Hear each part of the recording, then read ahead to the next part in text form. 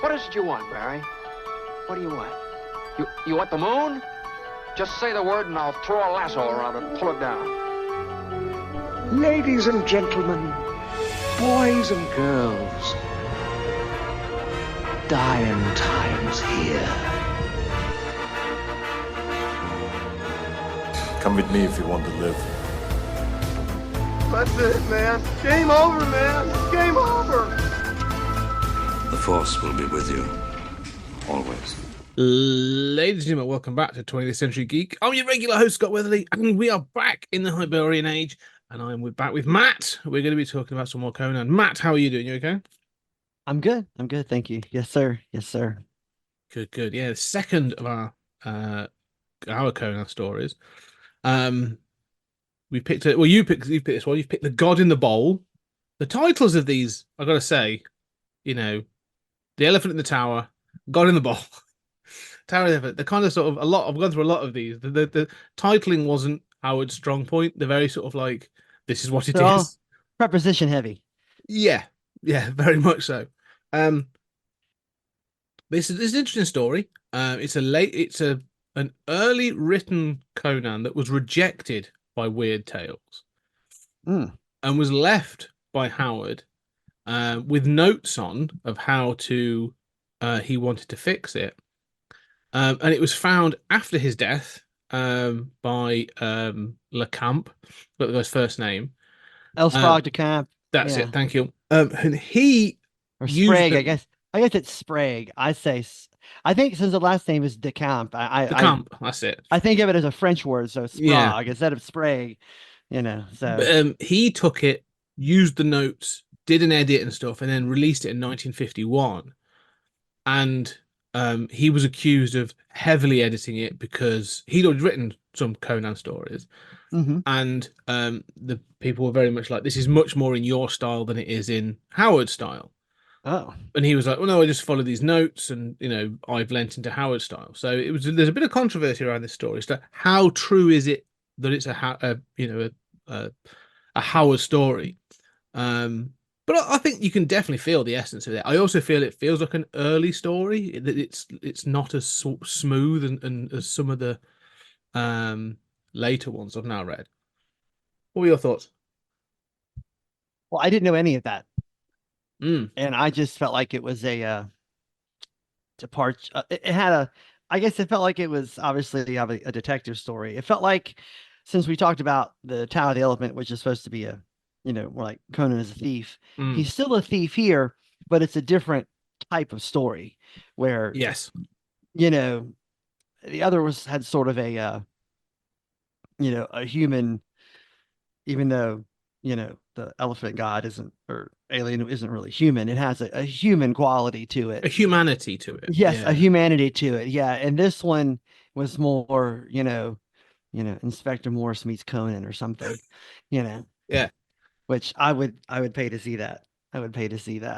Yeah, Conan the Investigator. I think it's but it's good. I mean, the story's interesting. It's God in the Bowl. I mean, it's when breaking into a museum in which to steal, he says food, but clearly isn't it? Was it a museum? I thought it was a temple. Is it a museum? It is a museum. Yeah, and Publico is like the curator of this museum. It's a private. I should say it's a private museum. That's okay. That's what got me. Yeah. So he's breaking into this, and whilst he is breaking in, the body of the curator, Publico, is discovered by a member of the Watch, which is the police, and not seeing that this is a member of the Watch, Conan steps out the shadows and is instantly accused of being the murderer.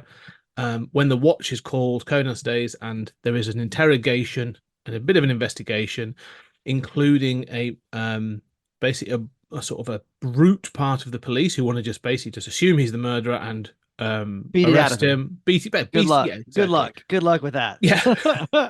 I've read other stories. You don't want to do that. Oh yeah, no, I like the Conan gives them the choice. He's like, yeah, try it. Let's see how many of you survive. Yeah. And a much more sophisticated and civilized chief. Please come back to that line, because there was something about that line I thought when I was reading it that I want to make sure I make a note to come back to that line. The Yeah, come and have a go if you think you're hard enough, Yeah, kind of line. yeah, Yeah, yeah, yeah. We'll yeah, definitely yeah. come back Come to back to that. that. Yeah, I have something to say.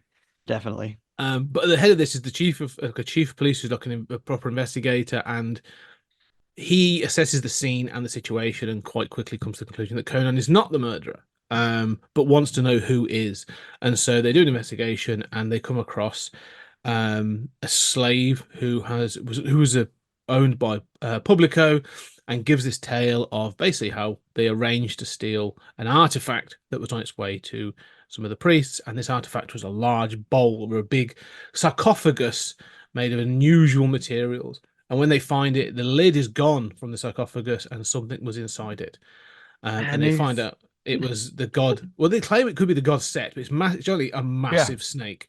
And the police will do a runner when they confront it because it's so big, leaving Conan behind. And even though Conan fights, he then leaves it as well because it's like this is almost undefeatable, and so he backs off, which I thought was interesting. And then that's how we leave the town. So yeah, let's get to it. So let's go through all of it. We can get jumped to different bits and pieces. We will do that. I'm going to go through it all. But the thought for me was when we read the Elephant and the Tower, or the Tower of the Elephant. It was a young Conan. It was a learning Conan. You know, he was sort of brash, but he sort of like he was open to learning. This is a much more like stubborn Conan, Mm. like very much sort of like the moment he's accused, like he just puts up all the barriers are up. Like there is no chance he's going to communicate. He's just sort of like, nope, that's it. You know, you try and take me on, then, and he says it repeatedly, like that like I didn't do this. How dare you? And goes on, and I think like understandably as well. To be fair, that this guy is the Watch are like they're kind of racist towards him. Like we know he's from the Northern He's Plains. some hillman from the north. Exactly, like they're just making these accusations, so he kind of gets increasingly pissed off. And so there's a great line which comes later though, after all of this, and then Conan explains how he got into the building. And they've already said that there's a heavy door with a bolt across it that can only be accessed, that can be accessed from both sides, but there's a lock on one side that you can't get. And Conan's like, yes, I came across this. I smashed it in twain with my with my sword. And some guy goes like, oh shit. So I thought that was really funny. But yeah, it's this is a sort of a much more confident and stubborn Conan. Like, he's a bit older, he feels more sort of it plays with the idea that the reader knows all they need to know about Conan, but the people he's encountering don't. So we're in the know, so we're in on the joke, and you know what I mean. It's got that kind of quality to it, which makes it fun. Like if you didn't know anything about Conan, I wonder what it would be like to read the story. You know what I mean? It's one of those things where when people tell stories that are out of sequence about the same characters, for instance, like even though episode 1 in Star Wars comes before episode 4, you have to watch them in the order they're made for it to be makes sense. Certain character things, yeah. And I think this, to me, has that kind of feel to it. Like you have to know Conan already to get some of the little bits and pieces that he's working with here. Absolutely agree. I mean, this is not an entry level story. Like No. This is not your first Conan story. I agree. Like, but you know what? I feel like the other one could have been. Oh, yes, The I agree. No, definitely has that feel to it.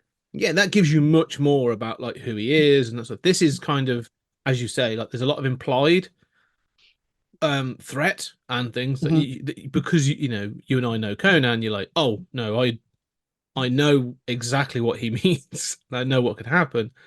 But yeah, it sort of rests on you, as you say, the reader knowing how badass he can be. Yeah. So no, it's interesting how I like that. It's almost like like a play. Like all sort of centers in one room, pretty much. This investigation. Yes, that's a good point. It's a the Tower of the Elephant was in the same building, but it starts outside. They go in. He has to go through a couple rooms. He ends up leaving and running, and he watches so most of the action takes place in a couple rooms, but this is you're very spot on with that. It's very much a play, like where you're not even getting a scene change.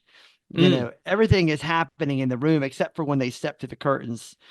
And that's almost something that in a play you might have had them step through curtains and had loud dialogue.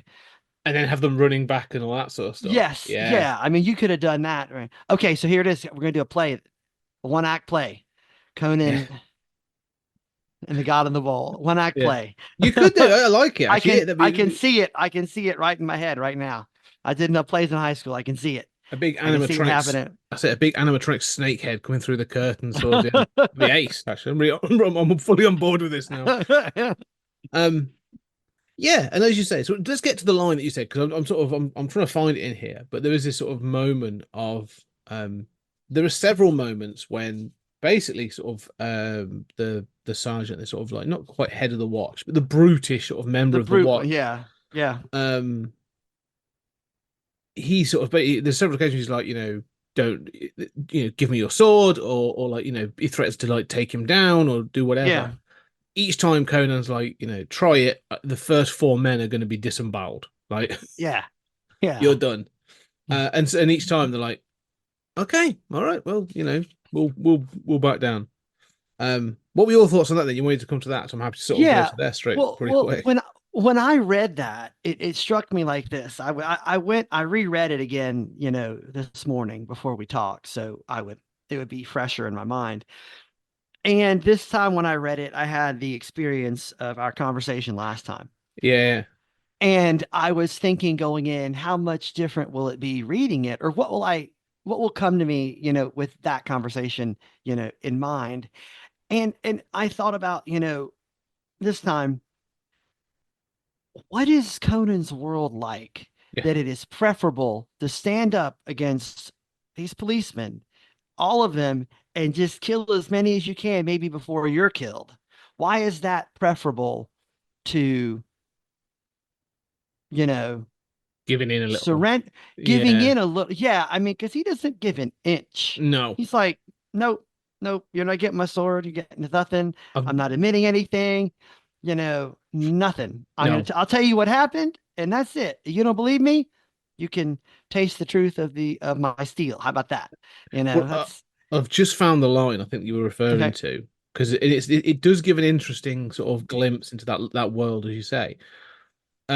So it's Dionysus is the brutish sort of member of the watch, and they sort of this is when Conan's admitted to breaking in to steal food to do this, and then he says, and to kill Kelman Publico. So he's making that accusation, Yeah. and like Conan's like, what? That'd be so stupid. And it says, we've hit on him. Grab him, men. We'll have a confession before morning. So she said they want to beat this confession out of him. Um, Conan sort of jumps out the way of them sort of whipping out their swords and just says, back if you value your dog lives, he snarled, his blue eyes blazing. Because you dare to torture shopkeepers and strip and beat harlots to make them talk. Don't think you can lay your fat paws on a hillman. I'll take some of you to hell with me. Fumble your bow, watchman. I'll burst your guts with my heel before the night's work is over. Like, yeah, that's and Which he then does. Which he yeah, does. which he does. He He comes on exact to does yeah, that exact thing. yeah. So but it's this idea that like these aren't. Well, I don't know. I was about to say these aren't modern police. I'd say even modern police aren't really modern police. But No. there's this thing of like they're the watch, but there may Yeah. not be a form of justice. They're just there, sort of like they are just as much a part of the sort of barbarian chaos of these civilized towns as much as Conan. It calls into question, I think, the level of civilization we're working with. You can think of them as security that you might hire, but they are not any sort of, security with ethics. Oh, They're agreed. gonna, Yeah. there's no moral high ground here that these people are standing on. They're just like, we need, I mean, and in the course of the investigation, it becomes clear that finding the truth is not necessarily what's important. What's important is placing the blame, whether Yes. it's on Conan, someone else.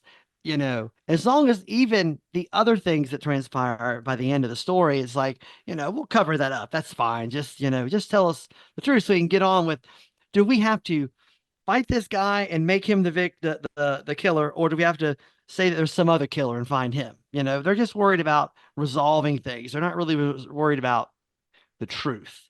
And I think that says a lot about the world and the civilization and the society that, that Conan is in. And, I was thinking of those kinds of things in respect to our conversation last time about, the Great Depression and the sort of, brutal aspects of that world of Conan and how it relates to the, just the what's the word I'm looking for? I'm not sure. The danger, the struggles in the real world at the time that people would have seen, maybe stealing is not so bad if it's feeding your family, that kind of thing.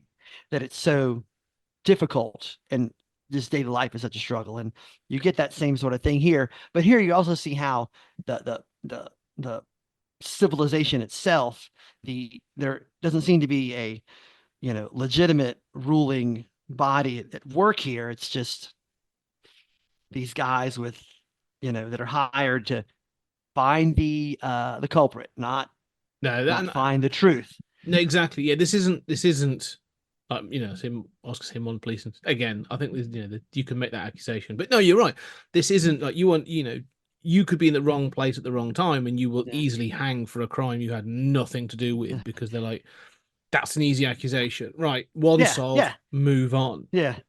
It reminds me of Roman justice in a sense that you get in stuff like, I guess now that I'm thinking about it, it's hard not to think of Jesus being, brought before Pilate and, I just want to be done with you. Just one or the other. Just let me resolve this case. I don't really care. I just want to be done with this, We all want to go home now. Come on. Just confess. Come on. It's just easy enough. Exactly. Confess. Yeah. They should have brought out the soft pillow and the comfy chair. That would have got him. Yeah. Well, one of the things this made me think, because the other character that's sort of a part of all this is Demetrio, who is like he's the sort of like the investigator. He's the more sort of intelligent and he's the DI. Yeah, basically, yeah. And they accuse at one point. There's an interesting point where Demetrio he's talking and he's explaining things, and it sort of says that like these civilized processes and these civilized structures kind of confuse the barbarians because it's like this feels so overcomplicated for what we want to do. But have you ever read the Terry Pratchett Discworld novels? No. Oh, okay. So it's he based on these sort of fantasies. They did this comedy world, and they have this this city called Ankh-Morpork, which starts very much sort of like that medieval fantasy world and grows throughout the books. But there's characters like the Dionys, the brutish one. Like there's all those sort of characters, and they have a watch, in a similar vein. And the head of the city is this guy called Lord Vetinari, who is like, he's this intelligent civilizer of all the chaos and all the brutishness that's going on. And it's a comedy series. They are fantastic. But you have like Lord Vetinari that sits at the top of it and plays all the politics, and he's smarter than everyone and that sort of thing. And I've never, I know those characters exist, but this was the first time I was reading an actual fantasy book and going like, oh, here he is. This is the character. This is Vetinari in like, but in a real fantasy sort of element. I thought it was really interesting because he does stand out. Like you've said, you have the watch, which would happily just accuse anybody. Conan just, happens to be there. They want to sort of, and even you said they're corrupt enough to say, oh, we can cover up, the theft and all that other stuff. Whatever we need, whatever we need to do to cover up all the other bits. Like we just want the murderer. Get this sorted so we can be done. Yeah. But there's obviously this guy going like, no, we want true justice. We need to sort of like, this is how the system works. This is what we're heading towards. And that's what sort of Demetrio sort of like represents this sort of the modern version of it, the modernization. Do you think there's any fear in his decision to not press Conan, that he kind of senses that Conan might F them all up, and that possibly it's like the better course is to give this guy some leeway because he just might screw everybody up if we're not careful. Like he may have missed, like the watch I think he thinks the watch has certainly misjudged the situation, but Oh, I think yeah. I think that he also has an inkling that that they also may have misjudged Conan as a person and what he's actually capable of. And I don't mean that it's like he's cowering in fear, but I think his his balance of character is like, well, maybe be better not to die tonight. Yeah. Yeah. Also, because this guy, I might be the first one. I'm the closest to him. If these guys rush him, I probably won't make it out. Also, Hmm. so and it's not something real specific in the story that I can point to.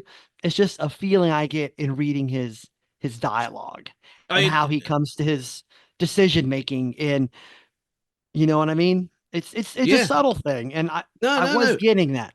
I agree. No, no. I think you are right. I think there's definitely that thing there of one of the reasons he keeps calling, because if even as the investigator, if he thought Dionysus and his basically his troopers could take Conan and pin him down and stuff, I'm pretty sure he would. Because even if he doesn't think Conan did it, like he's a witness, or at least he's gonna, So there'd be that thing of like, Yeah, no, hold him. He needs to stay here. You can't yeah, leave. Because and we can technically, have a there's quick evening.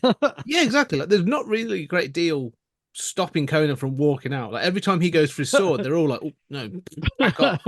Yeah, So no, I think you're right. I think, if he thought this would play out in his favor, I think he would do it. But I also think you're right. He's seen the situation and going like, I don't think these guys are trained enough to take on this guy. I mean, the description they give of Conan at the start of this when he steps out of the shadow is basically sort of like, here's this giant of a man in a it's like the loincloth and Incredible Hulk sandals. with a Yeah, sword. yeah, yeah. Broad shoulders, heavy arms, massive chest, and you're like, oh, cool.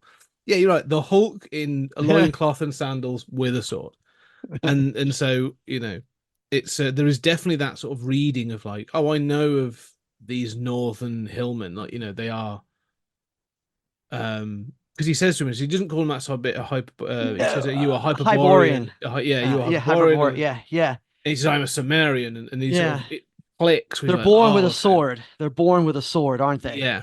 Yeah. So So no, I his think rep. you're right. I definitely think you're right. There's that element of like, yeah, don't mess with this guy if you don't have to.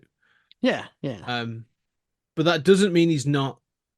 The thing is, I think he is legit the smartest person in the room. And we've said before, like yeah, Conan's not yeah, yeah. stupid, but he's more like No, street smarts and common yeah. sense.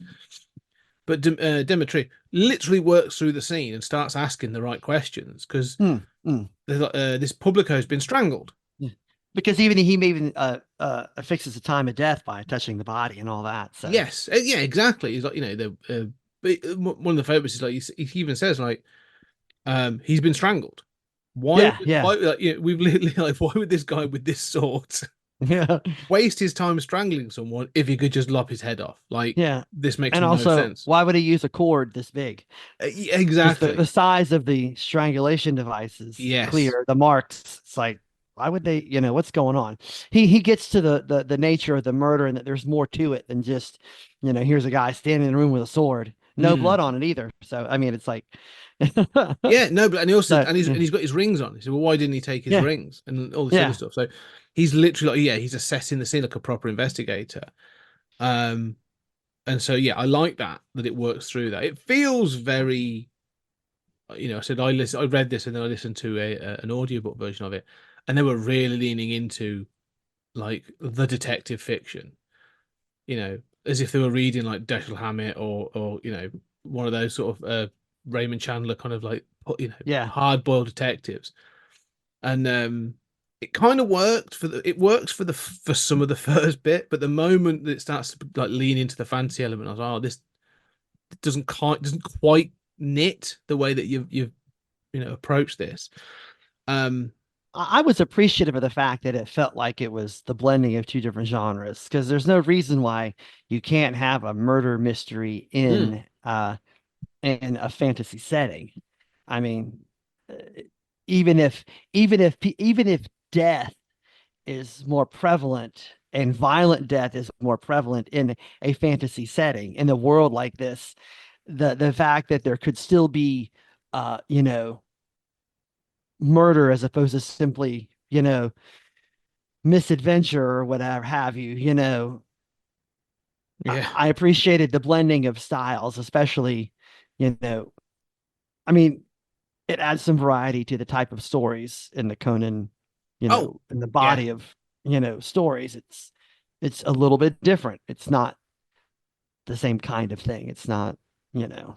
No, yeah, I think I've done this. I've read some of the other ones as well. You're right. It's sort of Howard in particular is sort of there's that a line of like, oh, these are sort of like pulp, um, you know, adventure fantasy stories, but I'm going to do a pirate one, and I'm going to do a detective one, Oh, and I'm going to do yeah, something yeah, else. Do you know what yeah, I mean? So yeah, you go like, yeah. oh, they do different ones. So yeah, I agree. I think it's kind of cool. Um, so yeah, no, it does work, and it sort of it does come about, and again this sort of thing, this investigation, like continues when they find this sort of servant who's been hiding away, who's his chief clerk. He says he's sort of his servant, but you can sort of read slave, I think, but it's his chief clerk. And you find that he's been part of this corruption. And there's a great line where he's kind of sniveling and sort of, he's trying to get out of he's telling lies. He's basically sort of trying to cover himself, where he's been, why he's there, what happened. And this Dionysus, um um you hear more about him, and this sort of this what we've said about these sort of influences. So even like Demetrius says, like, make him talk, Dionysus, and he steps forward, and Dionysus says, do you know who I am? um he growled, and the man says, "Your posthumo," which must be his sort of first name, answered the charioteer suddenly. You gouged out a girl's eyes in the court of justice because she wouldn't give you information incriminating her lover. And you're just like, oh, this continues this notion of like, these are brutal, brutal people. And yeah, so, Which also foreshadows his own demise at yes, Conan's hands. yeah, So which I did like. there's two times in the story we see that. Mm, But that's a neat little connective. yeah. But he does. He basically intimidates him into giving sort of up information, and then we get the true story about this sarcophagus that Publico had taken an interest in, and was like, "Oh, I'll have me some of that." Me some of that, exactly. Are you sure? Yeah, Think don't you got all mind. you can take, buddy. That's it. Yeah, don't mind if I do. Oh no, maybe I shouldn't. So yeah, but they basically stole this sarcophagus that was made of this, unusual material, dark material, carvings all over it and that sort of thing. And they ask, well, where is this sarcophagus? And they're thinking maybe this was like a revenge killing, or someone else tried to steal this thing. They also think that Conan still was there to steal this artifact. And then they see it, and it's like, and they describe it as like 4 foot tall and about 5 foot like wide, and this big round thing, and the lid's off it. And they're also going like, well, what is this? What was it? And again, you get this, it's got carvings on it. It's got these little bits and pieces. And this is this is where, like, where is it? Someone describes something on the wall. On the pillar or whatever. Yeah. On the pillar. Yeah. Well, I think they were talking about, guys, he's like, I saw that. I saw the rope they were using. It was wrapped around the pillar up there. Yes. And now it's gone. What? Yes. And so yeah, again, this is one of the good things you said this about, like, as you said about the connective tissue. Like this book, this story likes to sort of drop little nuggets of, like, either foreshadowings or hints. Like, it works as a sort of, you can figure it out. It's no Agatha Christie, but still, no, it's working for me. And so yeah, so they figure out that, like, Conan's been sent there to steal. Fine. And I'm trying to find the bit where there's where is it? There we go. They found that where he came in.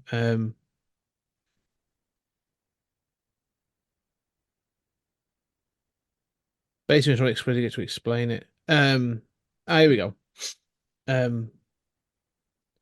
He led us into the room filled with the marble statue and pointed to the tall column. This is what he's saying, of the several which served a purpose, more ornament to set off the statues and utility. And then he halted and said, "It's gone." And this was the rope.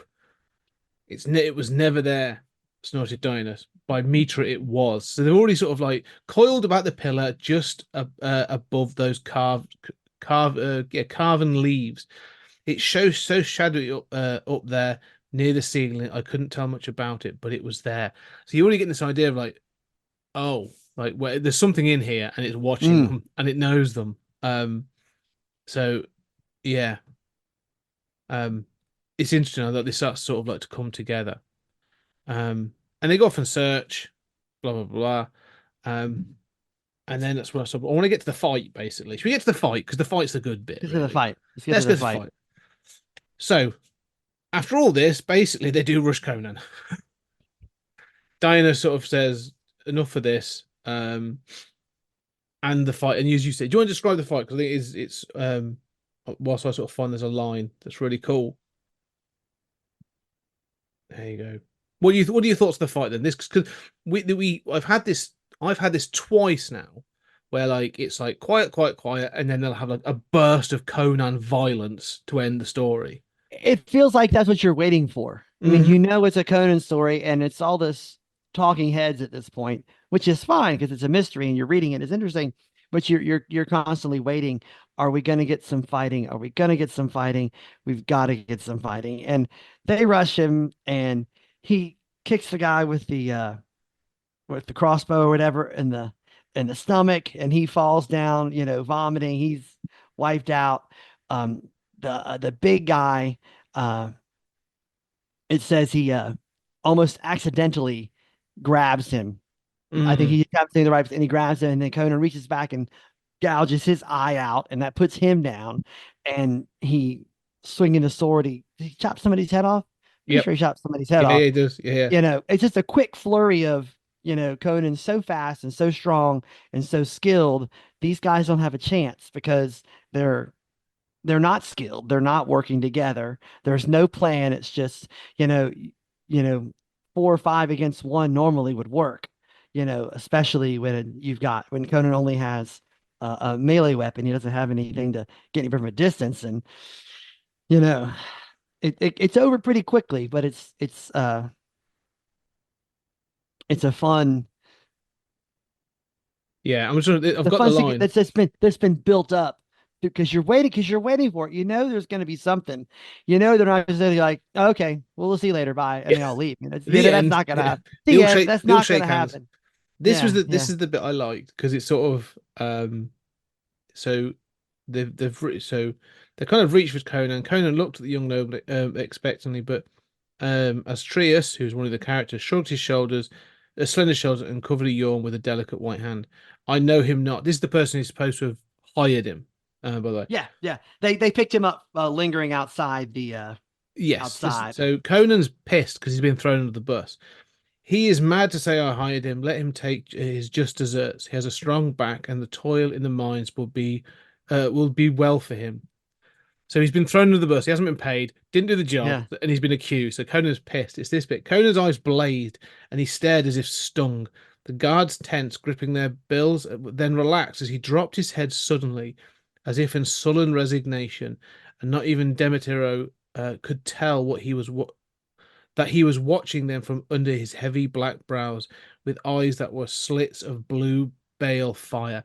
So there's this sort of thing of like he's basically gone. Like, I like the fact in resignation. He's almost gone like, well, yeah, I warned them. It's a sense of that, but also of he's gathering himself for that burst of. Which is exactly what happens. The next line, he struck with no more warning than a striking cobra, his sword flashing in the candlelight. As Trias shrieked and his head flew from his shoulders in a shower of blood, the features frozen in a white mask of horror. So basically, the first person he went for is the guy who's thrown under the bus. Threw him under the bus, of course. I love that. So yeah, no, it's great. I love this fight, and it's so quick. I love these quick bursts of violence. Yeah, he takes out Astrius. Like you said, kicks Eris, I think his name is. Eris in the stomach, takes out some guy's eye. Yeah. And then like Demetrius is just like, oh, Oh, this he's backing off the entire time. Yeah, it's not good. This Um, isn't good. yeah. So yeah, no, I love that little section. It's like 3 or 4 paragraphs, but it's so Yeah. incredible. This is where Howard thrives for Mm. me in these kind of like bursts of violence. Like he builds up and you feel that tension. You're like, it's coming. Well, Uh, there are some writers in this broad genre that do a really good job, I think, with this kind of action and building the excitement and describing with enough detail while still making it feel like it happens quickly. And mhm. that's Ed Rice Burroughs does it uh, with especially with the John Carter stuff, Mm, mm, and Michael Moorcock does it with the Elric stuff. mm. If some of those, Elric has that quick hit too. That's just like all of a Yeah, sudden he's taking out of down nowhere. Yeah. a whole army by himself, and you're like, what? And John Carter there's usually a lot more detail in what he has to do to jump over this guy, slice this guy's head off while grabbing a rope and twisting around it. But it all feels very uh, dynamic and such with Yes. it, and you get the same kind of thing here. It's very much in uh, that Yes. same Oh no. world, and Yeah. it's fun. That's like I say that dynamic burst is, and I like to say your comparison sort of to Burroughs and it's which I think is spot on. Um, I like the fact this is the next bit that sort of like again this way it goes up and down. So you've had this burst of violence. Conan's now sat there, panting. He's taking a step back. His blood dripping sword, and then this other guy who's been out searching for whatever's going on comes screaming out of one of the doors and just says, "The god has a long neck." Starts laughing and then dies of fright. And they all just stand there and look at this body, and they're all like, oh, "He's dead." I just yeah, it You just think maybe he was bitten and the poison got him? no. Well, they say he's not wounded. In Matra's name, he was in that chamber. So it's the That's right. fear of That's the right. god. That's So right. I love the fact it's more than that. It's just the fact this thing's terrified him so much it scared him to death. But this is where they do. There's a dark room where this coiled thing is, and they go in, and they basically face down and they see this thing's this giant snake. This set. They consider that it is set. Um, and basically Conan's ready to fight it. Conan's like, his blood's up. He's ready to sort of take on the world now, sword in hand. But not so with the police or Demetrius, who basically run. They see it. It sort of comes out. They see it's this massive snake. Not sure what to make of it. And so, yeah, they run and leave Conan to it, basically. But then Conan tries to take it on and realizes quite quickly that there is very little he could do against this thing. The beautiful head rolled from the top of the screen to eject that blood and fell at his feet. And he gave back, fearing to touch it. Then his skin crawled, for the screen shook and heaved with the convulsions of something behind. Conan had seen and heard men die by the scores, and never had he heard a human being make such shudders and death throes. There was thrashing, floundering noise, as if a great cable were being lashed violently about. At last the movement ceased, and Conan looked gingerly behind the screen. Then the full horror of it all rushed over the Cimmerian, and he fled. Nor did he slacken his headlong flight until the spires of Numalia faded into the back behind him. The thought of Set was like a nightmare. The children of Set, so the children, this is what's worse. So he kills the giants, like, there's more of them. The children of Set, who once ruled the earth and who now sleep in their united caverns far below the Black Pyramids, behind the gilded screen, there had been no human body, only the simmering, headless coils of a gigantic serpent.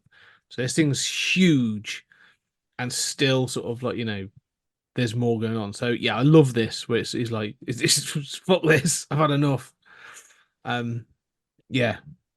I like the way he described the head when it's sort of floating in front of him before where is it? I mean, oh, Conan stared at wonder at the cold classic beauty of that countenance, whose like he had never seen among the sons of men. Neither weakness nor mercy nor cruelty nor kindness or any other human emotion showed in those features. They might have been the marble mask of a god carved by a master hand, except for the unmistakable life in them, life cold and strange, such as the Sumerian had never known and could not understand. So he understands that it really is supposed to be some kind of god, or this ancient god that's somehow survived still. And but still Conan dispatches it and chops his head off. Oh yeah, but there's still this sense that like, is it the thing is, although he cuts his head off, it's still thrashing around and stuff, and you sense like, is it still dead? My sense of it was that he sees it, he's like, what is this? And he says, and I think it's part of the, to me, his, instead of just running in fear, it's because Conan is supposed to be so grounded and not I guess what not mystical, but or the almost supernatural, the godlike, yeah, cosmic. He's not spiritual, so he Yes. doesn't put a whole lot of weight in the gods and that kind of thing, because you know, he believes in, you know, his own abilities and the sword, and that's what his truth is. Whereas he doesn't see a supernatural and a spiritual world. He doesn't, I mean, he encounters a lot of them, but it's not something he can relate to because that's not how he was. Because even his god Crom is an uncaring sort of, you know, he didn't even call on Crom. Throw you out in the wilderness and maybe you'll make it. Figure it out on your own. You know, so I think he just sees it as, it's almost like a metaphor for the earthly and the spiritual coming into contact, and by Conan killing it, it's the or chopping its head off, it's a you know, a metaphorical way of making a statement about what really matters sometimes. You know, that sometimes all that matters is what's on the ground in front of you, because the world is there's too many other things going on at that level that are pulling you down, that you can't even bother to think about that because it's inconsequential to your daily life. You know, I'm kind of getting that out of it. So I think he does chop its head off.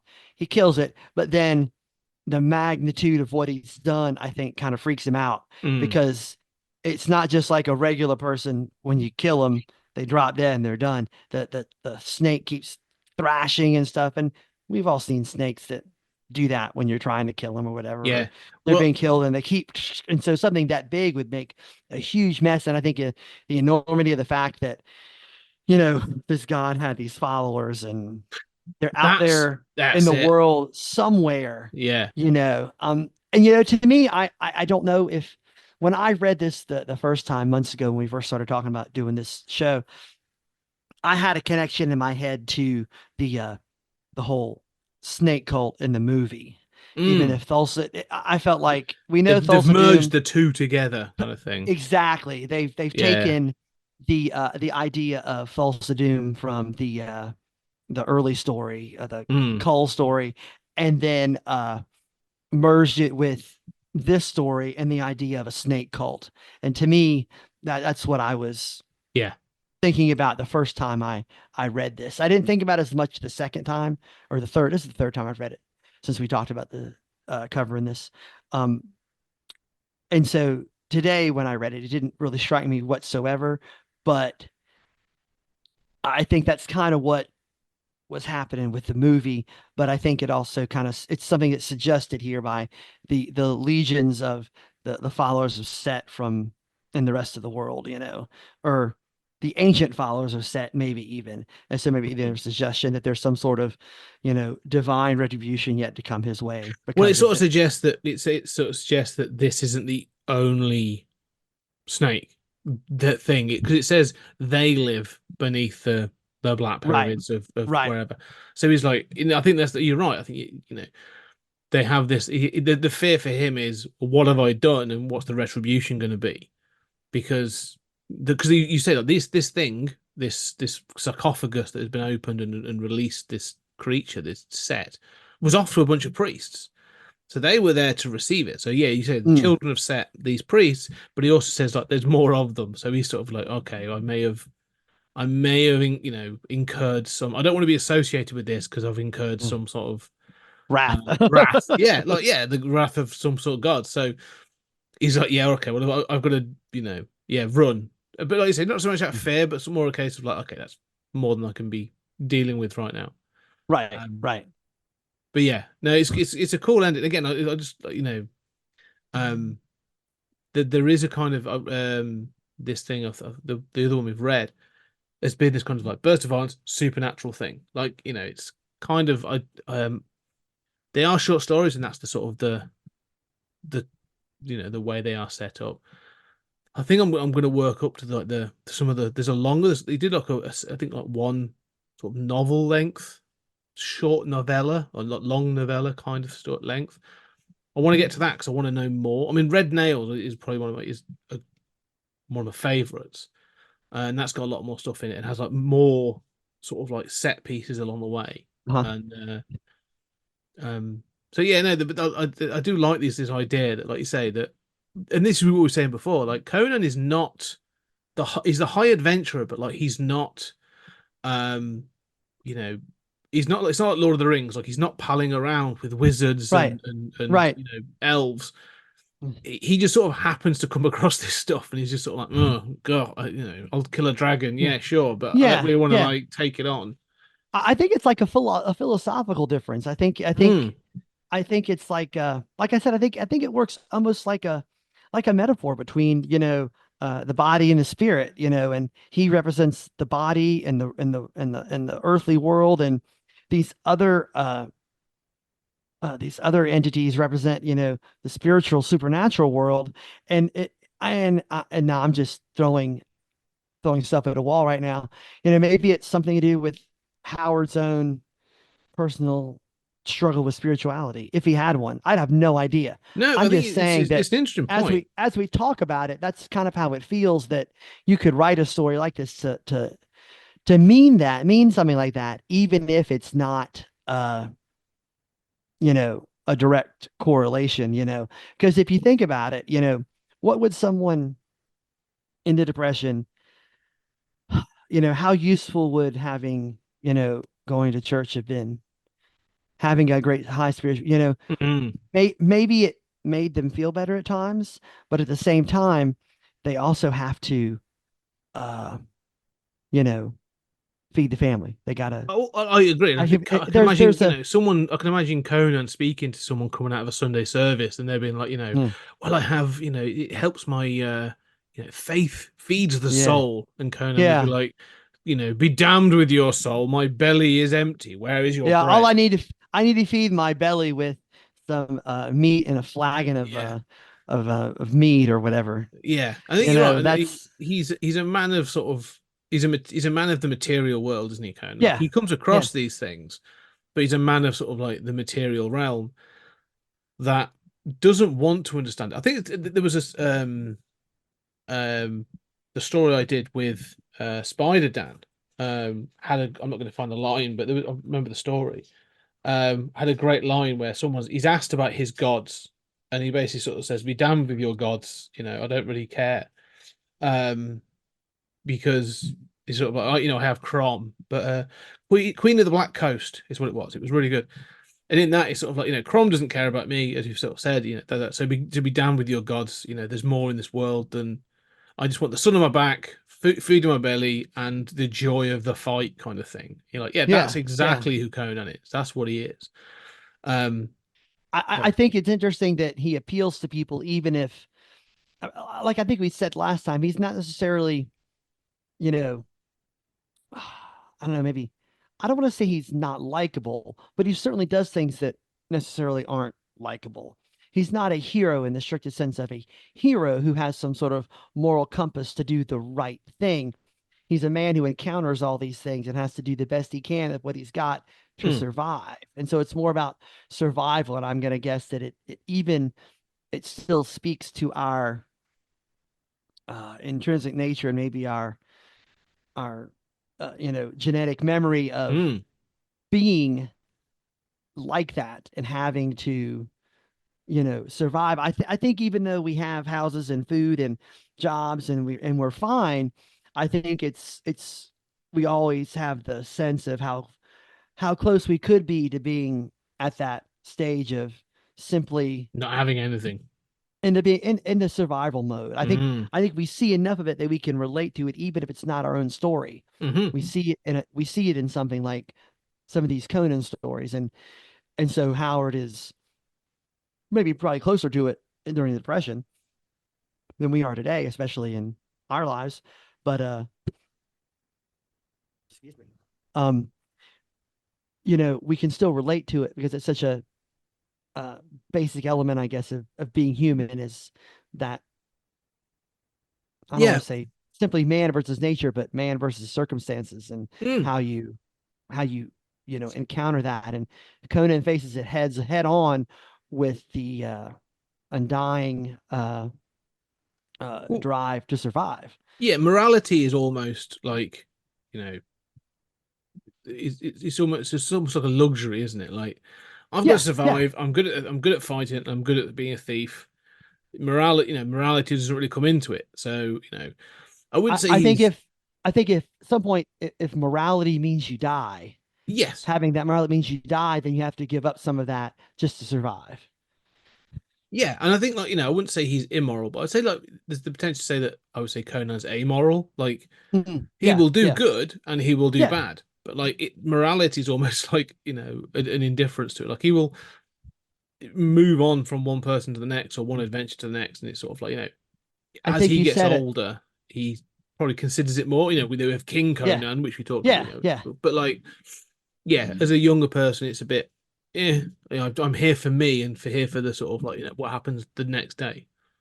I think you probably said it last time. He doesn't have the luxury of having morality in his life. I think you said that last time, and that's really got to kind of where we come back. And I don't know. I'm just gonna say this. I think maybe we've hit upon one of the drilled down to the core things about Conan's character and the stories, and maybe why they relate.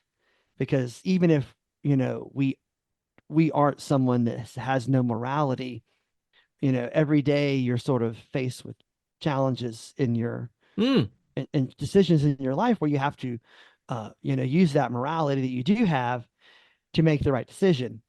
And even if we have a morality, we can recognize that Conan maybe doesn't, and so how his decisions are different than maybe what we would make. Or if we had no morality, we can recognize the decisions we would make given the same situation in our own daily lives. I don't know. I think it's something deep in here that, it may not be something Howard was aware he was drawing on, because sometimes you write stuff and you go, I didn't even think about that, but I wrote it. Yeah, it's in there. It's in there, even if I wasn't, thinking about it when I wrote it. I do think there's something there. I honestly do. I think I've touched on this, and we talked about the sort of the morality from the Depression era sort of America in the last one. This was rewritten and came out in 1951, but I still feel like Conan himself, as Robert E. Howard was living in a Depression era Texas as well. So not this was sort of again relatively rural, small town. You were going to have sort of like people working for minimal jobs, just doing handyman sort of what they call like hobos, going from town to town, riding the rails, all that kind of stuff, doing the marks to sort of show what don't go to this house or do go to this house generally. Have you seen those things with a sort of a mark the gate post and stuff, all that stuff? I can imagine that he's looking out of his window, seeing these guys traveling, looking for work day to day, and there will be comparisons where you'll probably have some that are more disheveled than others, and you're like, there'll be one that sort of I mean, have you ever I think of Mice and Men. I didn't know I was going to make a Steinbeck and Howard connection on this, but I'm going to. I'm about to make a Clint Eastwood spaghetti western reference. So. Okay, well, we'll get to that in a minute. Excellent. But I think of Mice and Men, and you sort of think of George and Lenny, and obviously Lenny is has learning disabilities and stuff, but still, that's what he they form a pact. But there's still that thing of traveling from workplace to workplace and finding the job. Like, if the job's the job, then it pays you and feeds you, then you do the job. Like, it could be that we're cleaning out a farm. It could be that we're running cattle. It could be that we're doing this, doing that. And sort of Conan's a similar character, but like, he's like, yeah, I'm not going to be cleaning out your farm, but I'll steal this ancient artifact from this this private museum for you. Yeah. So there definitely feels like there's that hobo, nomadic, survivalist thing that I definitely think is a part of the landscape of that part of the world in that period in history. So yeah, no, I do think it's there. I definitely think that Howard has romanticized it into this monolithic character that treads the landscape. But no, I definitely think there's something there. What were you gonna say about Clint Eastwood then? Well, I was thinking as we were talking about this, let's take out the snake bit. Just take the snake bit out for a second, and the end and that part. It could very much be set in a Western theme too. The sheriff and the posse come along, a guy over a body. I didn't do it, but who are you? You're this stranger that don't know. You won't talk. Or you don't talk much. You just sort of, give shifty looks and stuff, and you start to describe Clint Eastwood's character, Yeah. And I think there's I guess there's a thread in all kinds of storytelling, different genres of stories that have that kind of character in it. And I would never have thought of Conan and the Stranger to be a similar type of character. Oh no, I think you're onto something. No, I think you're right. I guess as I sit here and think about it in our discussion, I think there is. I think there's just something about that type of character that is intriguing. The wandering warrior that comes out of the wilderness. Yeah. I mean, a samurai. Well, I was about to say, obviously, the man with no name. Ronin. Yeah. Yeah. I mean, if you've ever seen one of my favorite Kurosawa films, Yojimbo, starts with this character. You have my father-in-law loves that movie. Amazing film, and obviously, it was remade as A Fistful of Dollars. But one of the reasons I love that film, and I think is a similar thing, is the start of that film. You have Mifune's character literally just throws a stick in the air. And where the stick lands and it points in a direction, he's like, all right, well, I guess I'm walking that way. And then it just so happens to take him into the story of what's going on. And that, again, I feel like Conan's the same. Like, he sort of, in many of the cases, he's either hired, but he stumbles across these stories and then he's like, oh, okay, well, I'm now on part of this then. That's it. Yeah. Yeah. And his life is just about surviving. He doesn't really have his own path. He doesn't have but he does, but it comes almost by happenstance. He just seizes upon what he comes upon, and he makes the best of it. Whether it's, like you said, being a pirate, being a thief, eventually becoming king because he gets to be king. I don't know the story of how he gets to be king. I just know that he does. Yeah. But he's like a self-made king, if I remember correctly. He conquers someone and takes someone over. Yeah, it's not like clearly he doesn't have any kind of royal lineage. He's not king of the Hyperboreans or anything, or Sumerians. He's just it's crowning by beheading. If do you know what I mean? No, I mean, you make a really good point, and I do think there's this thing of the man with no name, but there's other sort of characters that Eastwood's done, but you get by on the skills you've got, and it's sort of like well, the skills I've got is being a thief and fighting. And so that's it. So that's the skills he can use, and he's very good at it. And so I definitely think that there is part of, and this is where I think they've always wanted, like Wolverine. They've always wanted the Wolverine to fit into this kind of character, haven't they? They've always said, oh, he's kind of like that, but he's never quite. They've never been able to take. When they have, they always bring him back to being a part of the. They're like, oh, the loner that likes to be part of the group, and you're like, no, he's not. Logan is not really in that camp because he's not isolated enough. But there was others. I think there's this idea of this idea of the wandering gunfighter or the fighter that sort of comes out of the wilderness and is able to enter the story, do the thing, leave again. It's not like it's not like a character like Aragorn from Lord of the Rings where he has a destiny and but he has some of those same qualities, and at least at the beginning when they first meet him, at the Prancing Pony or whatever. I think that's where it is. They first meet him and they're like, Okay. And he has that quality to him, that mysterious quality. Then you, but then once you get into the story and you learn about him, he has a destiny. He has a lineage that Yes. he's kind of running from. He's not excited about returning to it Hmm. necessarily, but he's eventually going to take it because he has to.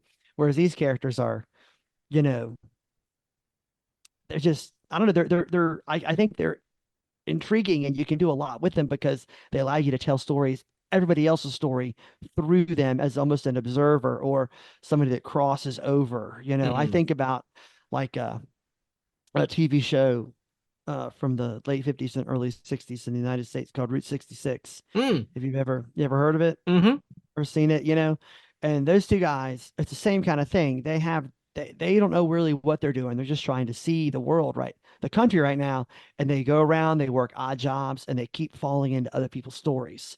Yes. And it's like an anthology series, except it's not really about them. It's about everybody else, Yes. but They're it's a almost really like good, they facilitate the stories that you're going to yeah, go. yeah, I mean, I think the biggest, because you're right. I think this became a thing, didn't it? I mean, that was the Hulk, yeah, yeah, the exactly, 1970s Hulk, sort of exactly. David Banner for whatever Yeah, reason, yeah, down the road. Like, and then again, he would just be wandering, and then he'd fall into the next story, and the Hulk would, participate in that story in some way. The biggest, and I think eventually you end up getting to like the most purified version of this is like Quantum Leap, where like they literally oh, literally, he leaps into the yeah, next story like every yeah. episode, and you think you're watching a sci-fi show, and then like a season and a half in, you're like, hang on, you're teaching me things about Yeah. history and morality. Don't like Yeah, this. yeah, yeah. Oh, that was a good show. I enjoyed that show a Yeah, lot. it was a good show. When Um, I can only speak of the first one. I don't know what the remake was like. I never got to I watch haven't that. seen the remake, but I love the Scott Bakula Yeah, one from yeah, years ago. But yeah, no, I think that's a really good point. That like there is this lineage of like not you're saying about his lineage, but there's a lineage of characters yeah, that Conan fits into of like the wandering warrior and how they just sort of yeah, they'll step into other people's stories and um you know either save the day or not, depending on what mood Conan's in at the time. yeah, Uh, yeah, no, I like that idea. I think I think that's the romantic ideal of what I think they thought. This idea of the hobo and this thing of traveling the rails and this other stuff. I'm sure I still haven't read enough about him, but I have this image of Robert E. Howard in my head that could be completely wrong, but stuck in a sort of a romanticized version of a kind of masculine world, but like yeah. romanticizing and fantasizing about it in a Except there's nothing really romantic about not being mm-mm. able to eat and having to sleep in a boxcar and all that. Yeah. I think it's a lie people had to tell themselves to make them feel better about what they had to do to survive. And I think Yeah. that's another another layer to those kinds of stories. Oh, we've You done know, this throughout history. I mean, like, yeah. in this country, the romanticized version of like the Victorian era for Mm, years, where they were like, and the Edwardian era, and you have like, the mm, Bronte stories and stuff. You go, oh, it's yeah, wonderful, it's yeah. beautiful, and you go, cool. Well, Only if you're watching the movies or or reading the exactly. books, Yeah, yeah. because if you're not one of the people in the nice house, it's not Oh, it very nice. sucks. It sucks. Yeah, exactly. You're in the You know, some, workhouse. yeah, well, like something like Jane Eyre is like, that she starts out as that kid in the school that's, Mm, she escapes that life by becoming Mr. Rochester's uh, you know, housekeeper or whatever she is. Was he adopt her? He adopts her, doesn't he? yes, I believe so. Yeah, Yeah, he adopts her. So she escapes because she gets adopted. But, you know, yeah. there's more to the real world out there that, Yeah, yeah. those stories and stuff It's kind of funny, like don't touch on. no, exactly. Like Dickens tried, and then we even romanticized Dickens, and you're just like, for God's sake, Yeah, we can't yeah. stop it. But I think that's a part of it anyway. Anyway, I think we've done quite well. I think out of this story, it was a good story. What were your final thoughts Yeah. did you enjoy this story compared to the Tower of the Elephant? Well, I don't think I enjoyed one of them more than another. I think, Hmm. I'm prone to enjoying these types of stories. I mean, we've talked on the side in the past. I'm a big Burroughs fan. I've read, And next year we'll do it. all We're going to do some next year. I've read all the John Carter books at least twice or three Mhm. times, some of them probably close to 10. I've read all the Venus books. I've read some of the Pellucidar books. I've read a lot of other, other books here and there. I've read, you know, at least half of the Tarzan series at least Mm. once.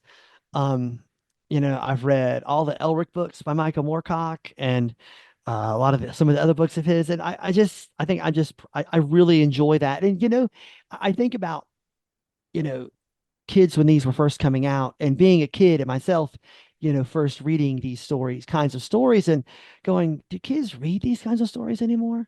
Like, are could you give a kid a Conan book now and be like, oh, cool, Or I almost feel like in the world we live in with what they say about this type of fiction these Mm. days, that it's, oh, you shouldn't read that because Burroughs is a racist or whatever, or it's too violent, it's too this or that. But I don't know. I just feel like we're It's missing just something. I no, think I agree. This is a young teen boys yeah, it's like sweet spot to me. I mean, I've yeah, I've been yeah, enjoying these. I've gone in and we've dipped in. I've read sort of, I've read bits and pieces as well.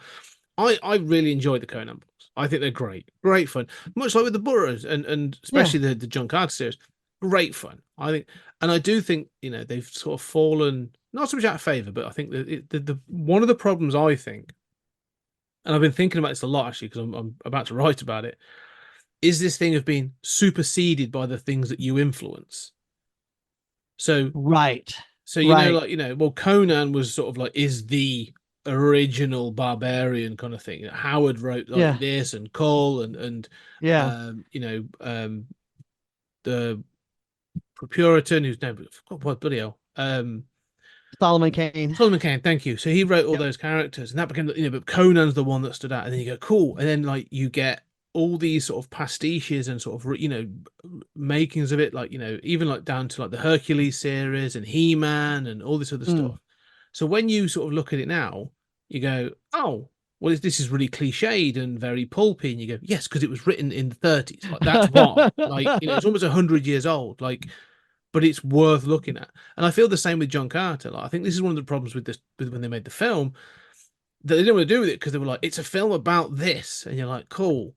But we've seen this before, and you go, yeah, but you've seen this before because the original story is influenced, like Because this is the original. because this is like oh, it's a guy trapped under the planet fighting. Is this Flash Gordon? Yes, it is Flash Gordon, but Flash Gordon was influenced by John No, Carter. John Flash Gordon is John Carter. Yeah, exactly. Well, what about Buck Rogers? Oh, for Christ's sake, right? Buck Rogers is John Carter. Like, look, John Yeah. Carter is the original, Yeah. and then you go, John Carter is oh, Superman. John Carter is yes, Superman too. exactly. Yeah, oh, it's yeah, 100%. So you have this thing of when it comes back to reading these, you're right. You hand this off to someone and go, read this, and they'll just go, oh, but this is just a copy of This, blah blah yeah, blah, and you go, no, yeah, this is the original. This yeah. you almost have to know that context to be able to hand it off. Yeah.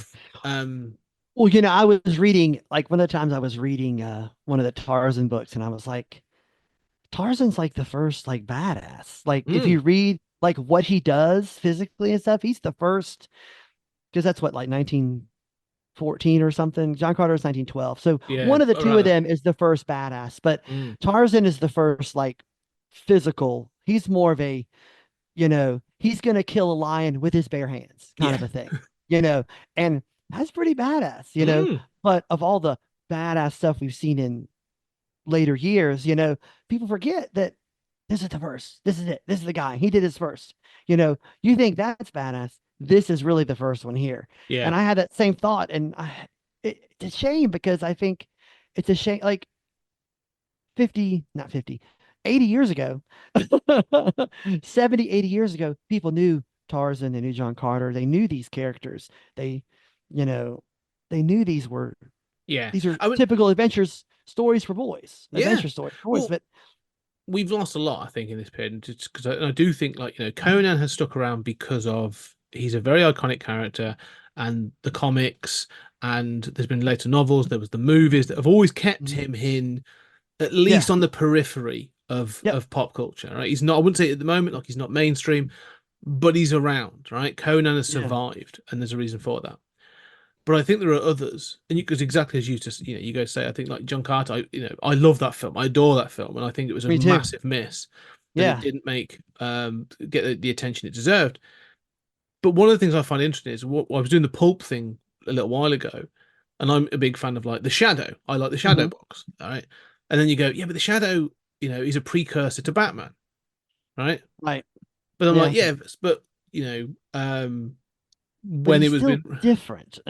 oh, they're still different. But then you go like, but when it was being written, and they put this thing together, Gibson was like, okay, well, what is it? Just his influences. And you go, oh, he clearly read and was a fan of the Scarlet Pimpernel, or he'd read the Phantom of the Opera, or he'd read Zorro, and you go, oh. So I go back a section, I go back a generation, and there's something else, and then there's something else, and so there's always going to be, there's always it's an evolution of characters, and you kind of sometimes it's beautiful to me to know that evolution, to say Conan fits in this segment. He's this early sort of milestone, and there's these other characters that form these early milestones of like like an ancient ancestor of a modern version of something, and you go like, yeah, but you this is the boy, like this is my man, so it's interesting. A few years ago I read the first set of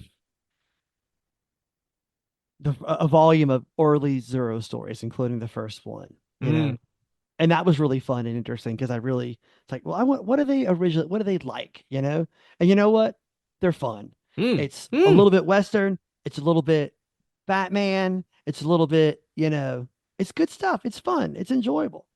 And interestingly, I also read you ever heard of the book Green Mansions? I have not. It is the book that Rima is from. Have you heard of Rima? Yeah. There's a short DC series in the 70s, Rima the Jungle Girl. Yeah.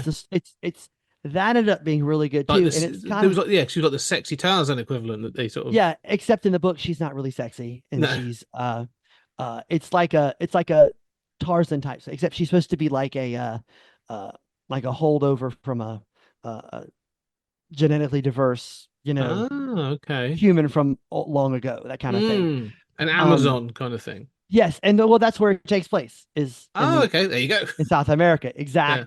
Yeah. But that was really good, and it's I think part of the thing is the language it's told with is difficult to get through. But once I was able to get in there, it ended up being really good. It was really good and interesting.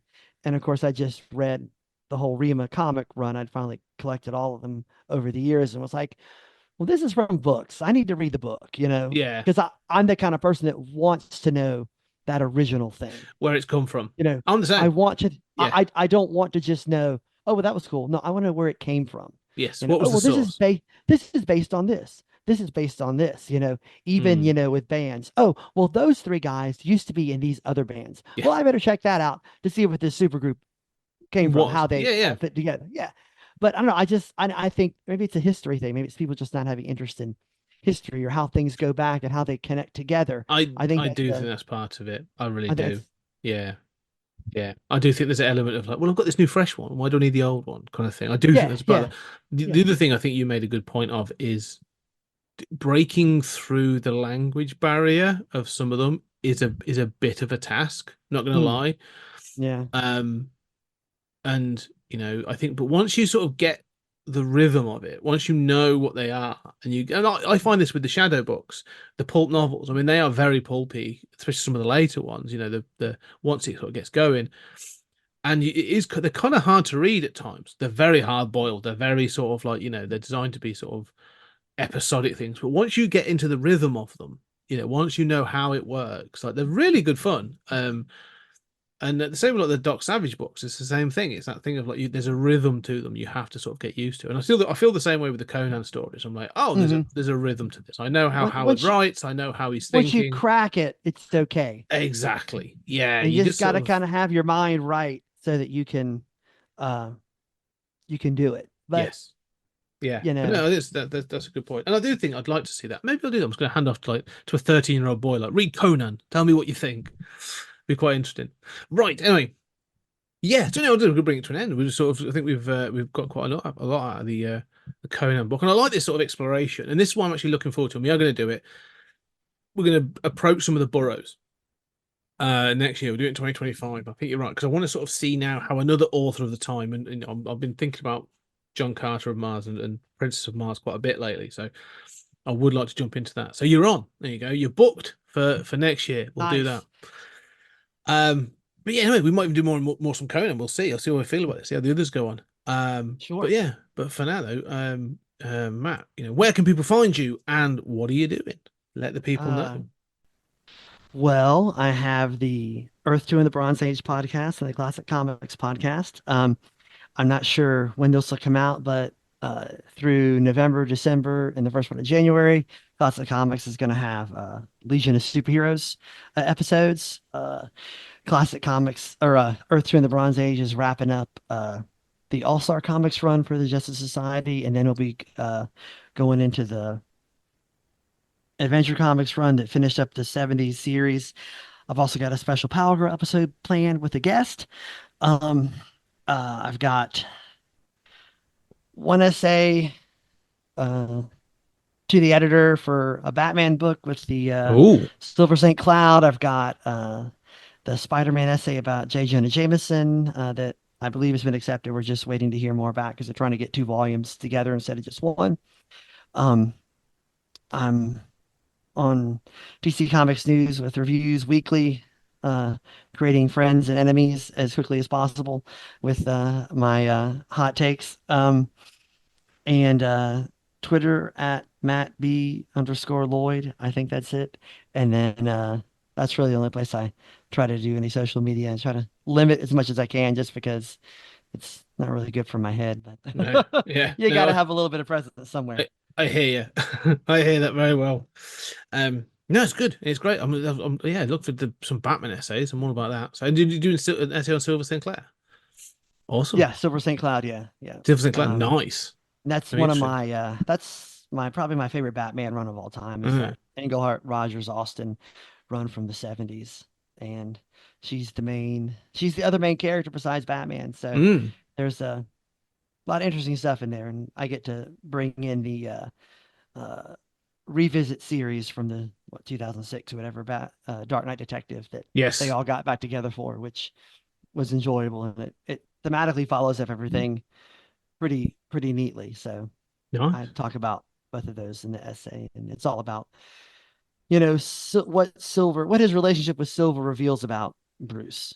She's an interesting character in her own right, but what she really reveals about Bruce and his commitment to the mission versus having a personal life. There's a lot of nuance and subtlety in there. It's quite good. Excellent. You'll have to let us know when that's available, and I will. Yeah. Oh, and of course the Anachronistic comics that with Tony and all that. Yes. That just got, I guess, the final version finally just got approved by Julian this past week. So I don't know if you see Tony. Tony gave me a glimpse of the cover. I saw the art. Yep. Ace. Yep. Amazing. I can't wait for that. I'm getting a copy of that. That's gonna be ace. Cool. Thank you. But anyway, ladies and gentlemen, thank you very much for listening along. Let us know what you thought of this Conan story. The Guy in the Bowl, if you've been reading along. They're all available. Go check them out. Do read Conan, is what we keep saying. Like, do read these old stories. They're brilliant. Let us know what you thought. But thank you very much for listening. We appreciate it. Leave a review on your podcast catcher. Leave a comment if you can. I always like to hear the comments. But for now, thank you very much. Matt, thank you very much.